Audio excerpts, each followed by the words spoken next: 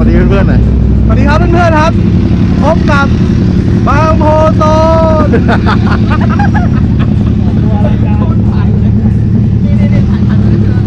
ทานมาวันนี้มาทานมาวันนี้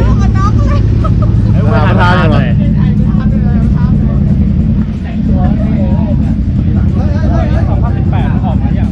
สวัสดีครับประธา